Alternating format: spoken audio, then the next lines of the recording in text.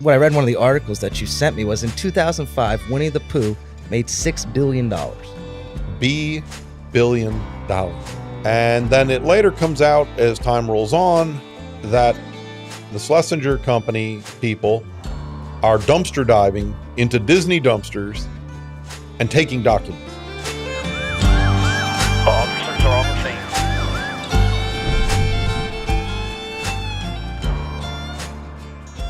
Welcome to the show. I'm your host, Will. I'm here alongside Eric Speckin, who is a forensics expert.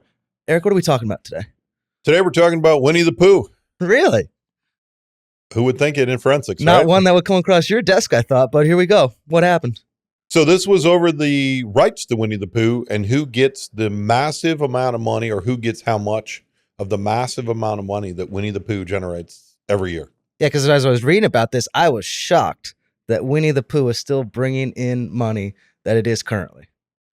At the time I handled the case in the early 2000s or mid 2000s, I believe it was Disney's most valuable singular asset.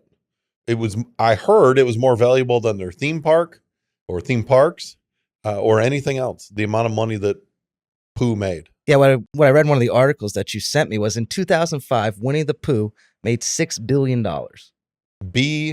Billion dollars. And Crazy. I'm one of their clients. I mean, we bought the Winnie the Pooh movie for my daughter this past year, so they made money off of us even currently. So they're winning. They're still rolling. And there's not a lot of new Pooh, I don't think. No, same old one that was made decades ago. And nurseries too, I heard. Like the babies and nursery themes, Pooh is, I don't know if it still is, but at the time, my daughter's 6, at the time she was around or came around, Pooh was still a big deal. We didn't go Pooh, but it was still a big deal. Yeah, so Winnie the Pooh's huge, but how did you get involved in some of the drama of Winnie the Pooh? So the tale of the money of Winnie the Pooh is a strange one. So it was written and developed by a guy named A. Milne many years ago. It might be even 100 years ago. And then in the 30s, I believe it was, Milne sold half of the rights to the income or the profit of Pooh to a guy named Stephen Schlesinger, who then formed a corporation and it passed down through his families. But this corporation received half of the Pooh rights. Milne then later sold the other half, or maybe it was Milne's heirs, I don't know, to Disney. Okay.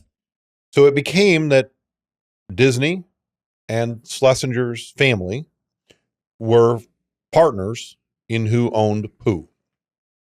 And it was always that Disney was doing the work and then the Schlesingers got their cut, whatever that was.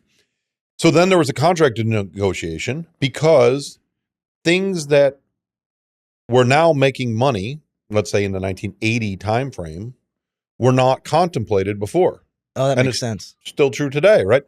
At that time, we hadn't contemplated VHS, right? And then we hadn't contemplated personal computers for all the things you could do Pooh. Now we have streaming rights and we have all these other things. So it changed how royalties and things were calculated. So they had to negotiate between the two of them. And the Schlesinger company didn't like how Disney had decided or negotiated or created the pay structure for the profits from Pooh. And they wound up suing Winnie the Pooh in, I believe, 1991, or suing Disney about Winnie the Pooh in 1991 or so. The litigation rolls on for many years. At the time it was decided in 2004, it was the longest running case in California. Wow. The longest running civil case in California at the time it was ended. I mean, it makes sense. If you're dealing with that amount of money, they want to get their value out of it. They want to get their value. They want to get what's fair. And they have a legitimate question in that, how do we decide on things that weren't part of the original contract? So they asked the court to step in and decide these things. And this litigation ran for a long time. And of course, you can imagine with something this complicated, there's people that negotiated the contract, people heard about it, there's previous contracts, there's finances, there's so many things that go into deciding it, that it's not just a simple, okay, you didn't pay me to fix your car and that was $3,000 sort of litigation. So there's a lot to it. So no wonder it took quite a while, but the 13-year time frame was the longest, or I guess it'd be 15 years, would have been the longest running case at the time. So how do you get involved? So as the litigation is going on, the Schlesinger company is producing documents that Disney is saying are confidential documents and internal, and nobody should have had them. Oh, wow. And then it later comes out as time rolls on that the Schlesinger company people are dumpster diving into Disney dumpsters and taking documents. Wow, lots of problems with that. One, if you're Disney and you're just throwing away confidential documents into the dumpster, that seems like a bad idea, but also quite the move to go dumpster diving to try to get some evidence. It innovative, unique, and I don't think Disney had planned for such an event either if they're just putting the documents in there. So it's quite a storm of events, the perfect storm to create this situation. But as Schlesinger's producing them, none of them say confidential on them. Oh. So there's really nothing wrong with that in the sense. And Disney's saying, wait, these things were all confidential. I don't understand how they don't say confidential. Okay. So I get involved when they start to get some documents that they say, wait a second, we now have the version that says confidential, and they're producing it without the label confidential. What we think is they're altering them, taking the label off, and producing them as non-confidential so they can use them in the litigation. Okay, so Disney comes to you, and Disney's your client. They're coming saying, okay, we have a document that says confidential. They have the exact identical document that does not say confidential, and we want to know why. What gives, right? Did they remove it? Or the alternative argument is there were two different versions, one confidential, one not. Maybe someone printed it without the label. Maybe somebody made copies before the confidential label got put on. I mean, there could be a lot of reasons how this could happen. So the whole thing revolves around, was the confidential label there and removed, or what happened? Okay, so where do you start with that? So the documents got placed into the courthouse in Los Angeles, and I traveled there to examine them. I was given 3 days with the documents to do all kinds of different testing on these documents to figure out what happened. And these, when I say these documents, I mean the documents that didn't have the confidential label, and comparing it to other ones. And there were spreadsheets, there were large, it would look like a manuscript or like a college term paper, like a long 100-page document. There were various different documents that were at issue that had to do with how they were being produced, what was being generated, what areas were being generated, like it was from other countries. There's so many different nuances to the litigation. And there was another expert there at the same time that was hired by the Schlesinger people. Of course. Right? As everybody's got one, right? And they were looking at them as well. Okay, so when you look at documents, what do you find? So let's go to the first document, the multi-page document that I was talking about. It looks like a 100-page term paper. There were two parts to it. Number one, the cover page said confidential. The new one that got produced did not. Then you've got a bunch of documents behind it. And it was twofold. Now, you can think if you have documents in a dumpster, every now and then you're going to have liquids that are going to get spilled. You would assume. And let's just hope it's only a liquid, right? I mean, I don't know what it was. It is a dumpster. It was a dumpster. You never know. So this one had marks at the top that would be like a coffee stain, right? As irregular shaped things at the top. And it was different on different pages. Some pages were bigger. And as you go farther back, the stain got smaller and then it disappeared. I was able to match up the exact stain pattern on the pages between the version that was confidential and the version they produced, which didn't say confidential. Okay. And it had to be copied from that because you would not have had the exact stain pattern in exactly the same location. It's not something that was printed on the document. It's not something that was ever duplicatable again. In other words, you could have 1,000 versions of this document and throw them in a dumpster, put them in a coffee pot, leave it in your desk, whatever. And you're not going to get exactly the same pattern on all the same pages that looks exactly the same as another version. No way that can happen. Yeah, because even if I spilled coffee 10 times on there, it would be different every single time. Exactly. It's going to soak in differently. It's going to move differently down the page. It's going to be on different pages. Whatever. You couldn't do it exactly the same way twice, even if you tried, let alone if it's just some random group of pages in a dumpster. And the second part was whether the cover page had the confidential label removed. So in that case, I was looking at the toner that was used to copy the cover page and a toner for the rest of the document. And it was different toner on the cover page than it was on the rest of the document. So they didn't reprint the whole thing. They didn't reprint the whole thing. They just reprinted the cover page, slapped it on all the other pages, and of course the toner was different in the way it was copied. So that was the interesting part about that one. There were other cases where I had other instances where we had a spreadsheet. It was a multi-page. I believe it was 25 pages of the spreadsheet. And there was one specifically that was important. And I was able to show, based on the photocopy damage pattern, that this one came from a series of confidential pages. Now, that's a unique pattern in documents that's specific to a photocopier. So a photocopy damage pattern comes from either optics problems within the copier. In other words, you've got dust, you've got something that fell on the mirrors, the lenses, something like that. You've got something that happened to the glass surface where you place the document. That could be a scratch from a diamond ring.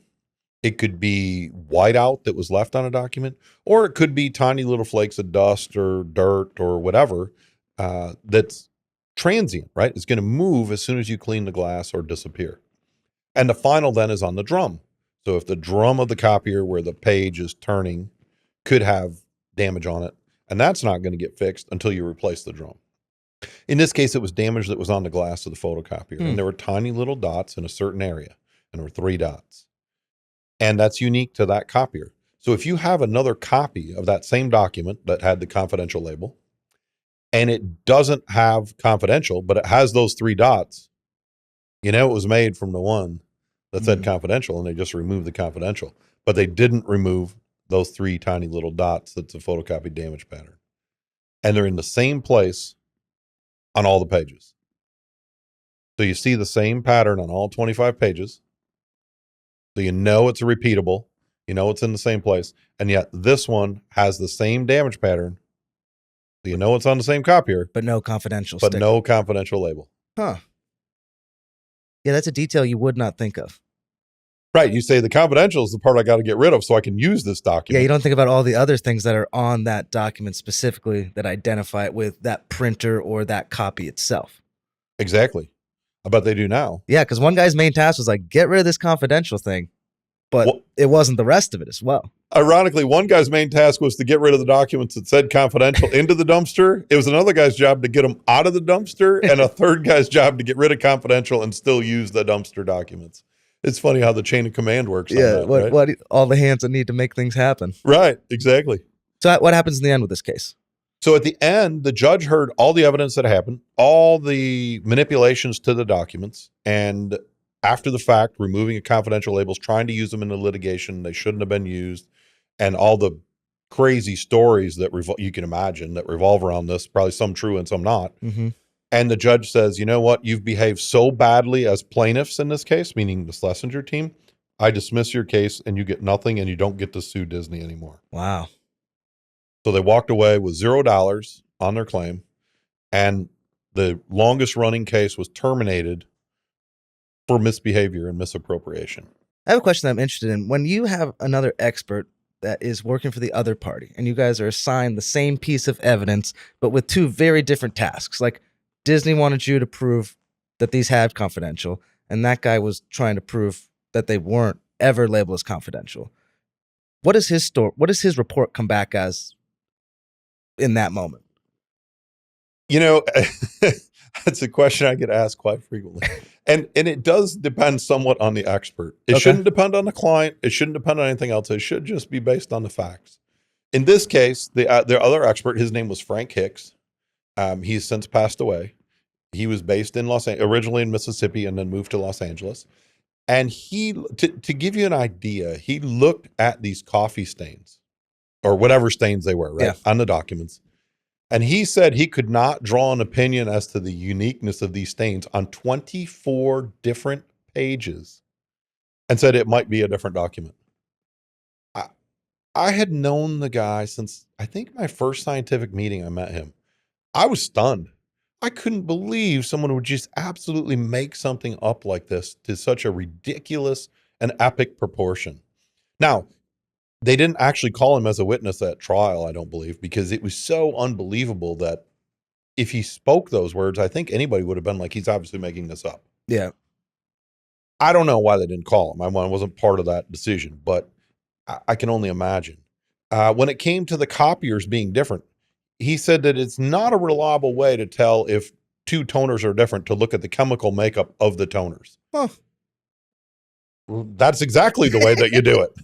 I just couldn't believe, but he was so interested in propounding his client's theory, or alternatively saying that I was wrong, Yeah. in not seeking the truth of the matter, but more interested in saying Eric's wrong, Eric's an idiot, Eric can't be right, Eric, whatever. That he was just blinded by the overwhelming amount of evidence that obviously the judge saw in the case, and really probably everybody in the courtroom as well. He just, I was amazed in that case that he could. I mean, I've had some other experts come up with some ridiculous things over the years, and maybe people say that about me too. I mean, I don't know. In 8,000 cases, there might be a few that have said, "Hey, he was crazy too." But this one, more than probably most, or maybe more than any other, with the uniqueness of the stain pattern, the zigzag at the top of all these pages, and they literally overlapped with one another. You know it had to be from the same document. And he just ignored it and just said, "Nah, doesn't really have to be. I don't know where it's from." That's always so interesting when you're looking at physical evidence. I've always thought about that. Like two guys trying to do two different things. Like either reports come back the same, or someone's lying or just misrepresenting something.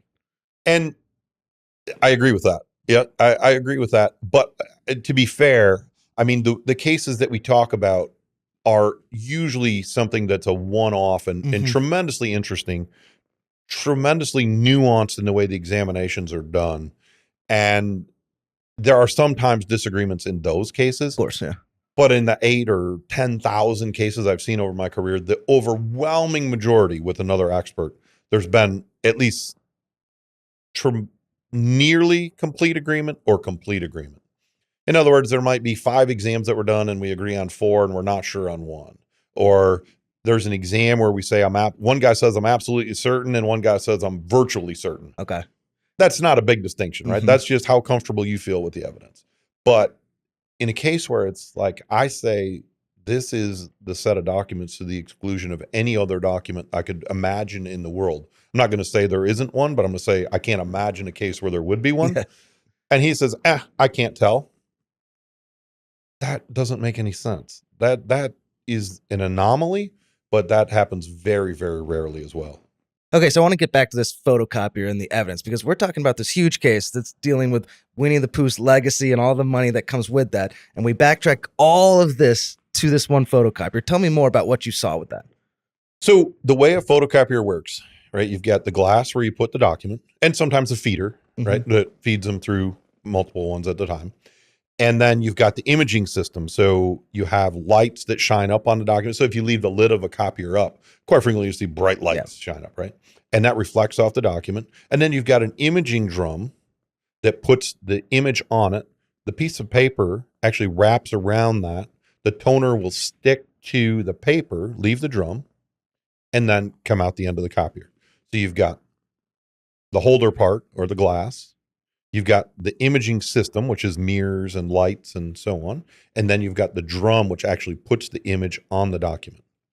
So a photocopier can have, as it's any piece of machinery, it can have things that accrue for damage that are unique to that machine over time. So it could be, for instance, a diamond ring, right? Diamond is one of the few things that will scratch glass, quartz, because it's harder. So if you have someone with a diamond ring and they put it on the glass like that, you're going to have a scratch, but that's going to be there forever. You don't clean it off, right? Unless you replace the glass. Now, if I use a document, let's say I have whiteout on it, you might get it, and it's not quite dry, and you put it on the glass, a little bit of the whiteout might come off, and it's going to be in the same place on the glass on every copy that's made after that until someone cleans it off. If you have the lid up for an extended period of time and it gets dust or particles of any kind, that's going to create little tiny dots. And we've all seen them on copiers. And they're going to appear in the same place on copies until someone cleans the glass, assuming it's not a damage to it like the diamond ring part that's going to be there forever. Now with optics, you can have dust that falls down inside the copier onto lenses or mirrors or lights or anything like that. And those aren't going to get removed until you get the copier serviced or cleaned.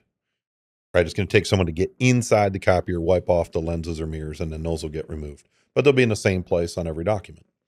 And then same with the drum. You can have a nick on the drum, and it's going to be either a void, a white spot, or a dark spot on, depending on how it's damaged, on the drum that's going to impart on every document. And it'll be there forever.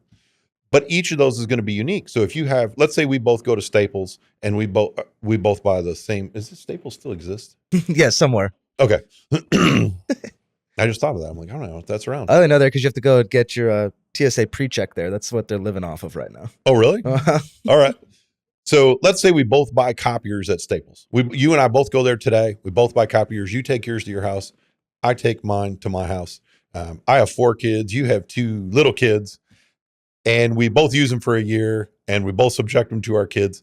We're going to come back. They're both going to be damaged. Yeah, different ways. Now, yeah, exactly, right? They're going to be damaged in very different ways. My 18-year-old has probably ripped the lid off it to see, what the tensile strength was of the cover. Yours might have chocolate milk spilled on it. But we're going to have different damages in different ways. And the copies that come out of them are going to look different. They're going to be unique. And presumably the copies that come out of your copier, no other copier in the world is going to have exactly the same, and the same for mine. Now, we're talking about gross things. The lid got ripped off. Chocolate milk went in the imaging system. Tiny little dots and dust most people don't see. They don't care. Yeah, we're not looking hard enough at a document to even see it. Exactly. Now, if you go look at copies that you've made, you're going to see them, right? But once you can't unsee it now that you hear that they exist. So you're going to go look at copies and you're like, oh, what's this little dot? What's that little dot? But they're going to be in the same place every time. So in this case, we're looking at what is consistent. Where does it appear over and over and over in the same place on multiple documents? And then we have this other document that doesn't have the confidential label, and it has the same photocopied damage pattern.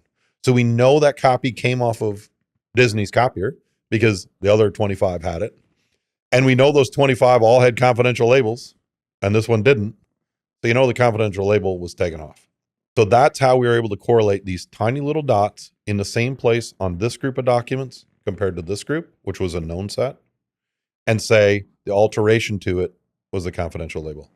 I mean, that really is astounding. Like when forensics really looks into something, how unique something like a printer is, and how astounding it is that of all of that evidence, it comes down to those 3 little particles that happen to be on Disney's copier that day. That could have been removed the next day, but that physical description, when you look at it in that kind of detail, is what changes the case. But there was also something else about the printer that you mentioned that was evidence. So there's the toner itself. So as I said, there was a cover page on both sets of documents, the multi-page document, and one of them said confidential, clearly in big letters, and the other one did not. So we compared the toner in the cover page compared to all the other pages to see, was the toner the same? So you can imagine if you made one copy or one set of copies on this copier over here and another copy on this copier, they may or may not have the same toner. Now, when you look at the toner, it's black. Doesn't appear to be that different. Yeah, naked eye just says, that's ink. Right. Naked eye doesn't look that different. Black is black. Jet black, right? But you can have different chemical makeups to different toners. So different toners are formulated to work in different machines better. Different toners have different optical properties, different toners for different kinds of paper. Different manufacturers make it differently based on where they buy their raw materials, how they get their dyes. So when you look at the way or the way a toner is made or the chemical composition of the toner, 2 things that look jet black can have different chemical compositions, and they're different in how they're made up. So in this case, we chemically analyze the toner, and specifically the dyes in the toner. So the color makeup of the dyes, the things that make it black. It's not always a black dye. It could be a violet, a yellow, and something else that make it black. The cover page was different from the other pages. So it was made on a different copier with a different toner. So it all came together for Disney. It all came together. I mean, and all the evidence locked together, right? We knew one had been altered. So therefore, being copied on a different copier is very likely for the cover page compared to the rest of the document. Now, when you get to the rest of the document, we have the stains that we talked about. So the stains The theory behind it, so fracture matching is a common thing, and that is that it's something that's so unique that it can't be duplicated. Okay, that makes sense. Right. So if you rip a piece of paper, let's say you fold it right down the middle and you rip it, you're like, oh, 2 halves of a piece of paper. But if I do the same thing, up 2 halves of a piece of paper, and it might be identical size, but the way the paper fibers and the lines are where it was ripped are not going to be identical. I'm going to be able to take the first half and the second half of mine and say these 2 were part of the same paper. And we'd be able to take your 2 and say those are part. You wouldn't be able to take my left half and your right half and say these line up. It might make a full page. It might be ripped in exactly the same place. But the microscopic differences in the paper fibers. There's also instances like back in the day in arsons where someone would rip a match out of a paper matchbook, and you could then fracture match a match to the matchbook if you found it on the suspect. This is similar scenario of a physical match, but it's of something that's so unique, and it's the way a stain looks on a piece of paper. Like you said, you could spill coffee on a document 100 times.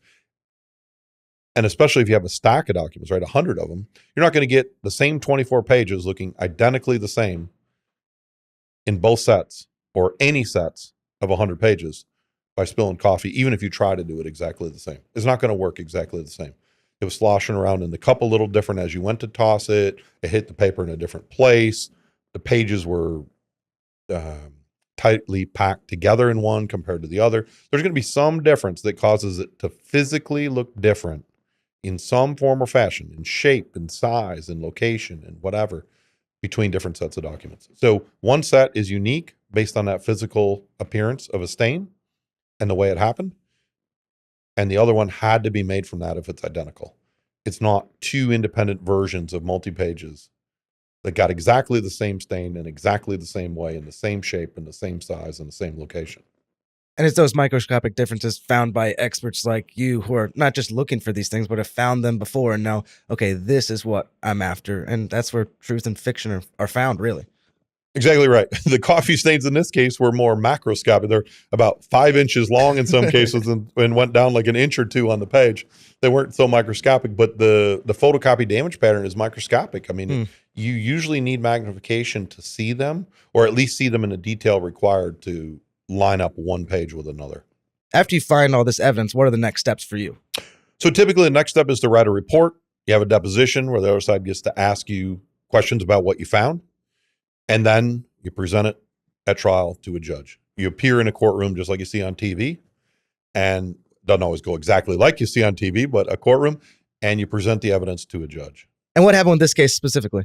So in this case, I presented the evidence to the judge. It took about 3 hours to present all the evidence. I had graphics that were blown up of the stains, of the tiny little dot pattern, of the confidential label being removed, all these things.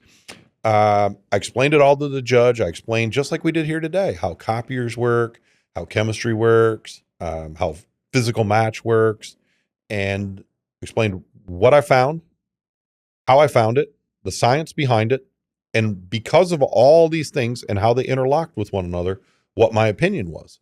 And it was that the one set of documents without the confidential label was created from the set of documents that had it, and the confidential label had been removed through the photocopying and deleting process. And the judge then decided that the plaintiff's case was over for terrible behavior, for deception, and dismissed their case. And that was the end of the case. There were a few appeals after that, but all the appeals were unsuccessful, and that was the end of the case. And that's where forensics is fascinating, because 2 vying parties for our beloved cartoon character Winnie the Pooh's estate, and it all comes down to an expert like you looking at a photocopier and finding differences that other people would not notice and do not see, and yet you get to present it and case dismissed just like that. You present it in a way that's understandable, and the evidence speaks for itself. The judge saw exactly what I presented and agreed with everything that I said. Amazing. Well, thank you so much for watching the show. Join us next time as we look at another piece of evidence and the stories that surround it.